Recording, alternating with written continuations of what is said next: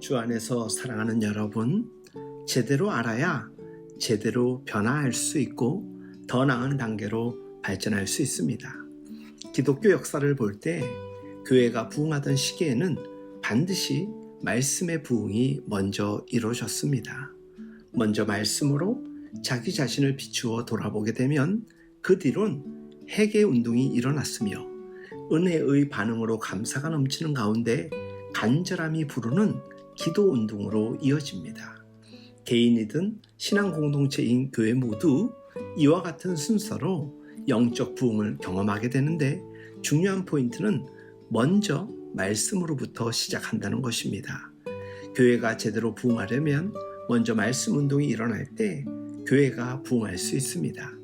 말씀이 살아있는 교회는 부흥하지만 말씀이 죽어있는 교회는 백화점처럼 잠시 사람이 일시적으로 붐빌 수는 있으나 결코 온전히 부흥할 수는 없습니다.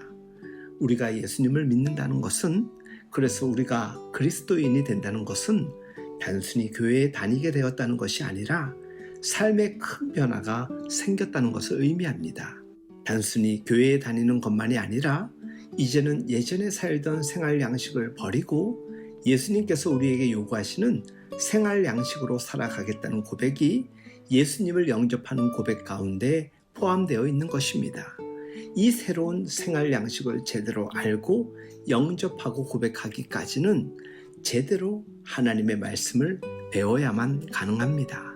그리고 더 성숙된 변화를 위해서는 말씀에 대한 끊임없는 갈망이 있어야 합니다. 그리고 기회가 주어질 때마다 부지런히 하나님의 말씀을 배워야 합니다. 호세아서 6장 3절은 여호와를 알자, 힘써 여호와를 알자라고 전합니다. 사랑하는 여러분, 하나님의 말씀을 배울 수만 있다면 망설이지 말고 찾아가서 듣고 배우는 일에 힘쓰십시오. 뿐만 아니라 더욱 중요한 것은 그 배운 말씀대로 살도록 힘껏 노력하십시오. 배우고 깨달은 것의 완성은 결국 행함으로 이어질 때 참된 알미 되기 때문입니다. 우리가 살아가는 지금은 행동하는 그리스도인이 필요한 시대입니다.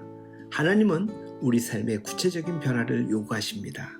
자, 이건 결과를 두고 말씀드린 것이고 결국 먼저는 말씀입니다.